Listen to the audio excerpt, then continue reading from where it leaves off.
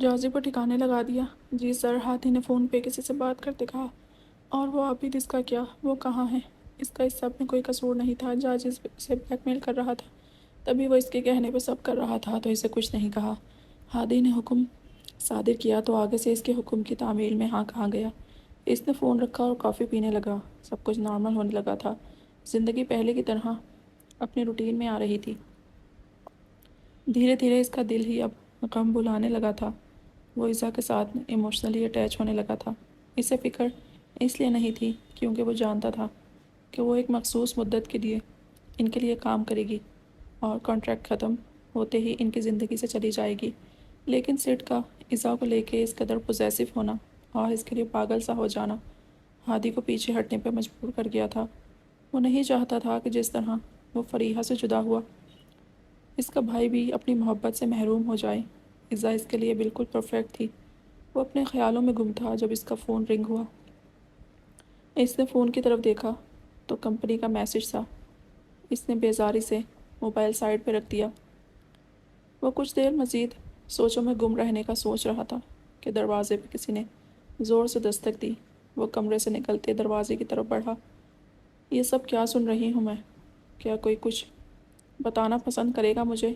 جیسے ہی ہادی نے دروازہ کھولا، اس کی مام فلیٹ میں آتی ہوئی کہنے لگی، مام پلیز، کیا ہو گیا اب؟ کس بات پہ غصہ ہے آپ کو؟ ہادی نے سپاٹ انداز میں کہا۔ اسے اپنی مام کا یہ رویہ بالکل پسند نہیں تھا۔ پتہ نہیں کیوں وہ بیٹوں کی خوشیوں کے بجائے ہمیشہ اپنی منمانی کو ترجیح دیتی تھی، چاہے ان کے بیٹے تکلیف میں ہی کیوں نہ رہیں۔ بے شک سڈ نے اس ملازمہ سے شادی کر لی اور ہمیں بتانا تک مناسب نہیں سمجھا تم بھائیوں نے۔ وہ غصے سے دھاڑی تھی۔ پہلی بات تو یہ ہے کہ وہ ملازمہ نہیں، اب سڈ کی بیوی ہے، اور سڈ نے فی الحال یہ بات کسی کو بتانا مناسب نہیں سمجھی، تبھی خاموش ہے۔ ہادی نے سنجیدگی سے کہا، کیا مطلب ہے کہ مناسب نہیں سمجھا؟ میں تمہاری ماں ہوں۔ تم دونوں نے سوچا بھی کیسے کہ میری مرضی کے بغیر اتنا بڑا فیصلہ کر سکتے ہو؟ وہ قہر برساتی نظروں سے ہادی کو دیکھتے ہوئے بولی۔ شور کی آواز کانوں میں پڑی تو سڈ نے ناگواری سے آنکھیں کھولی۔ اس کی لٹل ون اس کے سینے پر سر رکھے گہری نیند سو رہی تھی۔ وہ ساری رات اس کے سینے سے چپکی رہی اور ابھی بھی سو رہی تھی، شاید واقعی تھکی ہوئی تھی۔ سڈ نے اسے جگانے کے بجائے نرمی سے اپنے سینے سے ہٹاتے بیڈ پہ لٹایا اور کمفرٹر ڈالتے اس کے گال پہ پیار کرتے بستر سے اترا۔ صوفے پہ پڑی شرٹ پہنتے وہ کمرے سے باہر نکلا۔ صبح صبح کیوں اتنا شور مچا رکھا ہے؟ وہ ناگواری سے بولا۔ اتنے سکون سے اس کے ساتھ سو رہا تھا۔ اسے بالکل اچھا نہیں لگا اس طرح اٹھنا۔ کیا تم نے شادی کر لی؟ آخر کیوں؟ اس کی موم نے چلاتے ہوئے کہا۔ کیونکہ وہ بچے کی ماں بننے والی ہے اور مجھے اس سے محبت ہو گئی تھی۔ سڈ نے پرسکون انداز میں کہا۔ کیا یہی لڑکی ملی تھی تمہیں؟ وہ زہر بھرے لہجے میں بولی۔ موم پلیز، وہ خوش ہے، بس یہی کافی ہونا چاہیے آپ کے لیے۔ ہادی نے اپنی بھاری آواز میں کہا۔ مجھے وہ لڑکی بالکل پسند نہیں ہے، بالکل ویسے ہی جیسے فریحہ آپ کو پسند نہیں تھی، اور آپ نے اسے کبھی بھی قبول نہیں کیا، یہاں تک کہ اس سے ایک بار اسپتال ملنے تک نہیں گئیں۔ ہادی نے جیسے ہی بے بسی سے کہا تھا، تو اب کیا اس بات کا بدلہ لینے کے لیے تم دونوں نے یہ سب کیا ہے؟ مطلب بچہ اور پھر شادی؟ وہ غصے سے ہادی کو دیکھتے ہوئے بولی۔ موم پلیز، کوئی بدلہ نہیں لیا ہم نے۔ عزت سے محبت ہے مجھے اور میری بیوی ہے، تو مطلب اب میری آخری سانس تک بس وہی میرے ساتھ رہے گی۔ سڈ نے فیصلہ کن لہجے میں کہا۔ اگر ایسا ہے تو پھر میں تم دونوں سے ہی اپنا رشتہ ختم کر دوں گی۔ انہوں نے دھمکی دی۔ بے شک کر دیں، آپ کی انہی دھمکیوں کی وجہ سے ہم پہلے ہی بہت کچھ سہ چکے ہیں مام، لیکن اب مزید کچھ نہیں، سڈ نے سپاٹ لہجے میں کہا، اور اپنے کمرے میں واپس چلا گیا۔ بس دیکھ لیا آپ نے، مل گیا آپ سکون آپ کو، بیٹوں کی خوشی کی کوئی پرواہ نہیں ہے نا آپ کو مام۔ ہادی نے افسوس سے کہا۔ جا رہی ہوں میں، رہو تم دونوں اس لڑکی کے ساتھ۔ وہ غصے سے کہتی وہاں سے چلی گئی، جبکہ ہادی ان کے بے جا غصے پہ افسوس سے اپنی موم کو جاتے دیکھتا رہ گیا۔ آج بھی انہیں کوئی پرواہ نہیں تھی اپنے بیٹوں کی۔ ہادی نے دکھ سے سر جھٹکا اور دروازہ بند کرتے اپنے کمرے میں چلا گیا۔ سڈ دھیرے سے کمرے میں داخل ہوتے ڈور لاک کرتے بیڈ کی طرف بڑھا۔ وہ شہزادی ابھی تک اسی کروٹ میں سو رہی تھی جس طرح وہ اسے لٹا کے گیا تھا۔ سٹ ہولے سے مسکراتے بیڈ کے کنارے بیٹھ گیا۔ ٹائم دیکھا تو صبح کے 9 بج رہے تھے۔ اس نے دھیرے سے اس کے بالوں میں انگلیاں چلائیں۔ وہ کسمساتے ہاتھ سے اس کے ہاتھ کو جھٹک گئی تھی۔ شاید اس کی نیند خراب ہو رہی تھی۔ سٹ نے اپنی ہنسی دانتوں تلے دبائی اور پھر سے اس کے بالوں میں انگلیاں چلانے لگا۔ ہے لٹل ون، صبح ہو گئی ہے، مجھے لگتا ہے اب تمہیں جاگ جانا چاہیے۔ سٹ نے اس کے کان پہ جھکتے سرگوشی کی۔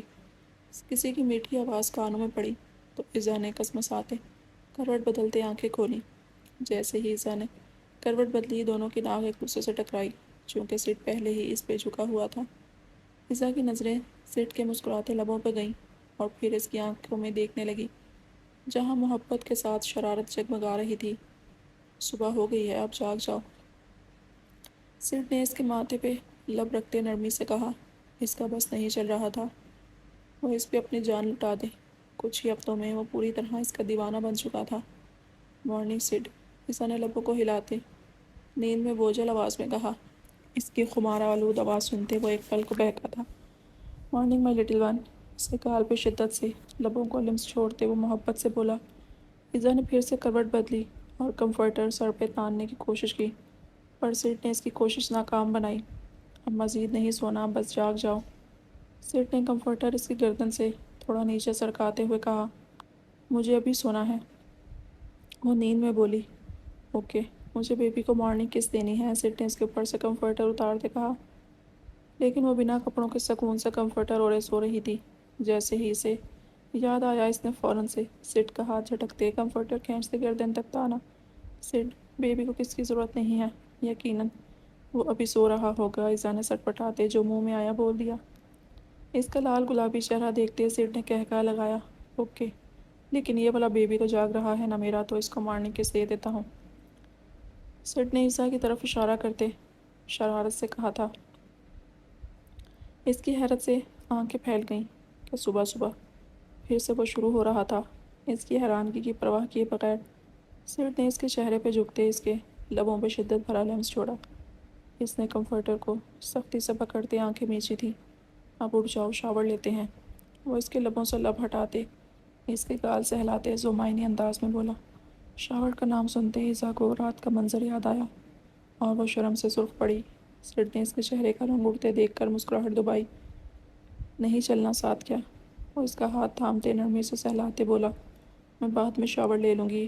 وہ التجائی نظروں سے اس کی سمت دیکھتے بولی، ٹھیک ہے، بعد میں خود تمہیں شاور دلاؤں گا۔ سٹ نے اس کے بالوں پہ ہاتھ پھیرتے محبت سے کہا۔ ایزا کی آنکھیں پھیل کے پڑی ہوئیں۔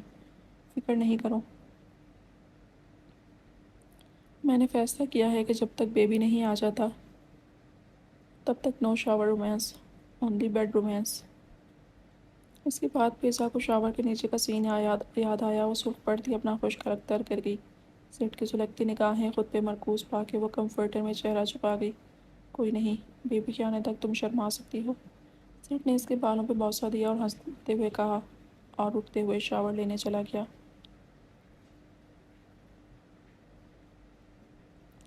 وقت پر لگا کے اڑتا جا رہا تھا۔ ہر گزرتے دن کے ساتھ سٹ اسے اپنے ہاتھ کا چھالا بناتا جا رہا تھا۔ وہ ایک پل بھی اسے اکیلا نہیں چھوڑتا تھا۔ سارا دن وہ فلیٹ میں ادھر سے ادھر گھومتی اور کھاتی پیتی اور سٹ اس کے پیچھے پیچھے اس کی فکر میں رہتا۔ آخر کار انتظار ختم ہوا اور ایزا نے ایک بیبی بوائے کو جنم دیا تھا۔ وہ خوشی سے چہک رہی تھی۔ بیبی بالکل سٹ کی ہو بہو کاپی تھا۔ ان کی مام کو جب یہ خبر ملی تو سب کچھ بھلائے وہ بھاگی بھاگی اسپتال آئی تھی۔ ان کے خاندان کا وارث ان کا پوتا اب ان کی خوشی کی وجہ تھا۔ سب لوگ سارے گلے شکوے بھلائے خوشی سے ایک دوسرے سے مبارکباد دے رہے تھے۔ سب کچھ کتنا اچھا لگ رہا ہے نا، صوفیہ کافی پیتے ہوئے خود سے بولی۔ وہ اسپتال سے باہر نکلتے دھیرے دھیرے چلتے جا رہی تھی۔ تمہیں تمہاری بہن کے پاس ہونا چاہیے تھا اور تم یہ روڈ پہ چہل قدمی کر رہی ہو۔ صوفیہ نے بھاری گمبھیر آواز سنی تو پلٹی۔ ہاتھی چلتا ہوا اس کی طرف آ رہا تھا۔ آپ، وہ کچھ حیرت سے بولی، جی میں، کسی اور کے آنے کی امید تھی کیا تمہیں؟ ہادی نے اس کے برابر آتے معنی خیزی سے کہتے ہولے سے لب ہلائے، نہیں ایسا کچھ نہیں، میں ایسا کے پاس ہی تھی، لیکن مسٹر سعد نے کہا کہ میں اب اپنے فلیٹ چلی جاؤں کچھ دیر آرام کرنے۔ وہ وہیں ہیں ایزا کے پاس۔ وہ کافی کا سپ لیتے دھیمی آواز میں بولی، اچھا صحیح، تو اپارٹمنٹ میں جانے کے بجائے یہاں روڈ پہ کیوں گھوم رہی ہو تم؟ ہادی نے کچھ سنجیدگی سے کہا۔ اس کا اس طرح روب جمانا صوفیہ کو ایک آنگ نہ بھایا، تبھی منہ بسوڑتے اس کی طرف دیکھا۔ میں وہیں جا رہی ہوں اور روڈ سے ہی جاؤں گی، نہ کہ پلین سے، وہ چڑھتے ہوئے بولی۔ زبان چلانی آتی ہے تمہیں بس، ہادی نے اس کی ناک پکڑتے ہلکا سا دباتے ہوئے کہا۔ اس کا فری ہونا صوفیہ کی سمجھ سے باہر تھا۔ کیا آپ فلرٹ کر رہی ہیں؟ اگر ایسا ہے تو میں پہلے ہی بتا دوں کہ مجھے آپ میں کوئی دلچسپی نہیں ہے۔ وہ ہادی کا ہاتھ ناک سے ہٹاتے، ابرو چکاتے سپاٹ لہجے میں بولی تھی، تو تمہیں لگتا ہے کہ مجھے اس بات سے کوئی فرق پڑے گا؟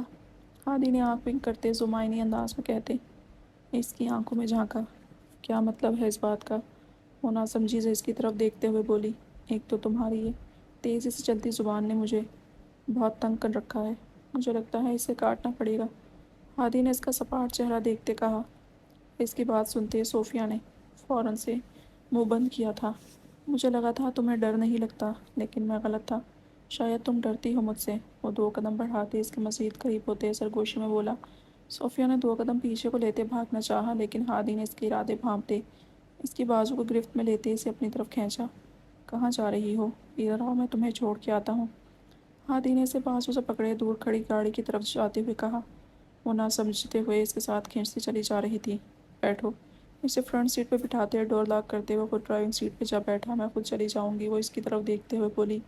کیوں ڈر رہی ہو؟ کڈنیپ تھوڑی کر رہا ہوں تمہیں، ویسے تمہارے چہرے پر ڈر دیکھ کے اچھا لگ رہا ہے۔ ہادی نے خوف سے زرد پڑتے اس کے چہرے کو دیکھتے شرارت سے کہا، لیکن اسے بالکل یقین نہیں تھا کیونکہ وہ ایسا کر بھی سکتا تھا۔ تبھی حلق تر کر کے رہ گئی تھی۔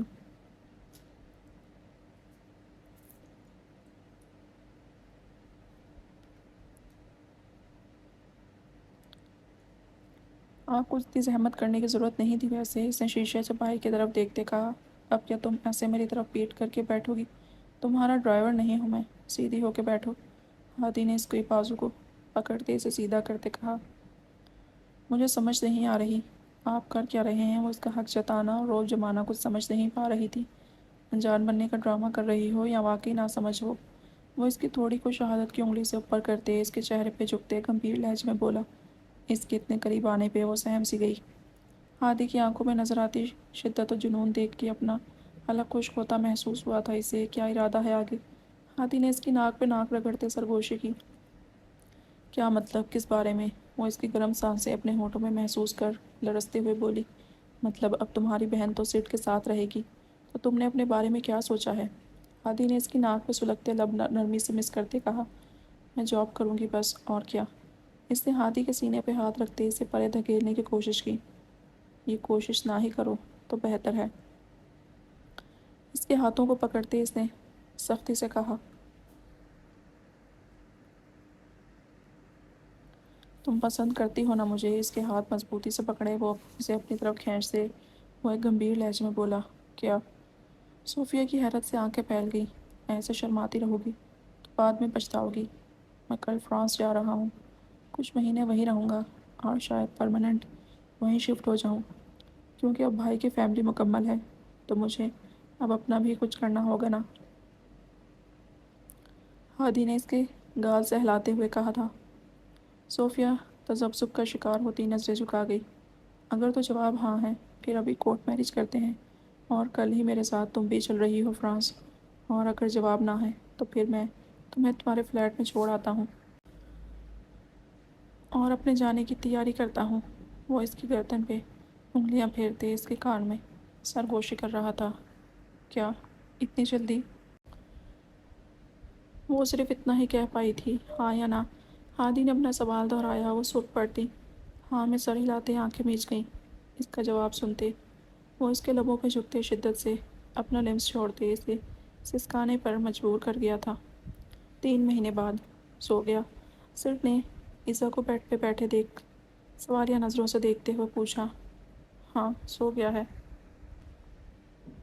وہ کچھ پل پہلے ہی بیبی کو سلا کے بیڈ پہ آ بیٹھی تھی تاکہ کچھ دیر آرام کر سکے۔ چلو اب کچھ وقت ہم ساتھ گزارتے ہیں، سیڈ اس کے پہلو میں بیٹھتے نرمی سے بولا۔ وہ کتنے ہفتوں سے اس کے ساتھ سو نہیں پایا تھا۔ وہ پوری طرح اس کی صحت کا خیال رکھ رہا تھا، بیبی اور ایزا دونوں ہی صحت مند تھے اور اب ایزا بھی بالکل ٹھیک تھی، اور جو کہ سیٹ کو نظر آ رہا تھا۔ اس کا سرخ چہرہ دیکھتے سیٹ کو معنی خیزی سے اپنی طرف دیکھتے اس کی نظروں کا مفہوم سمجھتے وہ سرخ پڑتے شرما گئی۔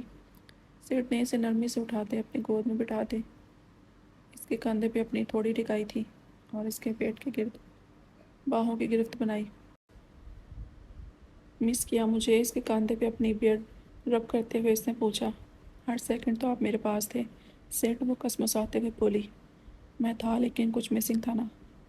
وہ اس کے پیٹ سے ہاتھ کو سرکاتے اس کی چھاتیوں کی طرف لے جاتے جو معنی انداز میں بولا تھا۔